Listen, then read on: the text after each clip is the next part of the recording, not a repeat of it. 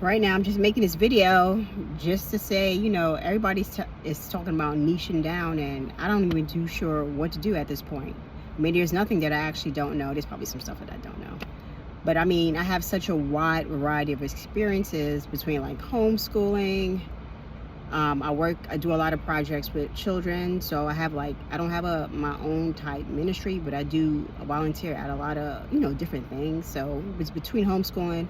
Sometimes I go into DC and I volunteer to substitute teach. And that's a whole nother video.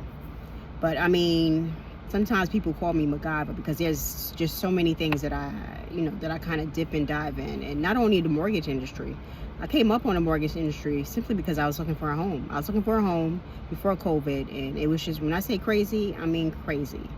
I mean, people were overbidding for homes, and I just was not in that space to do that, right? So now I'm a loan officer. I've been out of the job market. I kind of like substitute teach. I do a little here and there, but my main focus is, loan officer, and I have a garden. I mean, I crochet. I'm trying to figure out like niching down. Since I do a lot of these things like every single day, it's been kind of hard for me to niche down and to kind of figure out like, hey, what's the best thing to do? Because not only do I want to like grow a channel, I want to grow a channel of people who are like-minded. I want people who are like, hey, we can talk about homes, and you know what, we can talk about cooking from scratch, because I do a lot of that also. And I do a lot of quick recipes because I'm lazy. And my daughter loves me cooking from scratch, and the food is way a lot healthier. And so I'm struggling. I'm like, should I niche down? Should I just keep this focus on mortgage and homes and home buying? Or should I, do another page? I do have another page for my gardening stuff. I do that too because I have a plot out in Frederick where I grow stuff. So multifaceted. I have a whole bunch of things to do. I mean, between social media, marketing. I mean, if it's some type of thing dealing with business, I've probably seen something, read something, already have something written up in my Google Drive. I mean, I'm in the thick of it. I'm just doing a lot of different things, and that's kind of what I like about me. And so me niching down is hard because I don't know how to do that. Now, just give you just one thing like this mortgage thing. I can give that to you all day, every single day. There's something going on. I live in Maryland. I live in Montgomery County, and the market out here is crazy. People are buying houses without even seeing them, right? Simply because of how the market is. There's nothing 350 and under. Everything is like at least 400 and above. And if it's at 400, it might be as is. It might not even be a new house. It might be somebody who's just like, hey, I'm not trying to do anything with it. But those houses aren't moving. Again, whole different subject, right? So what I'm saying is, it's a struggle for me to niche down because I just have so many different things that I'm interested in, and so many different things that I dive into every single day. Like a lot of these things I do every day, whether it's gardening, cooking from scratch, mortgage stuff. I have a mentor in that, so me and him are always going back and forth about commercial real estate. And so that being said, I mean, I look forward to kind of doing a little bit more videos. Maybe I can figure out what people want, but I'm just put it out there. And if you like it, you like it. If you don't, you don't.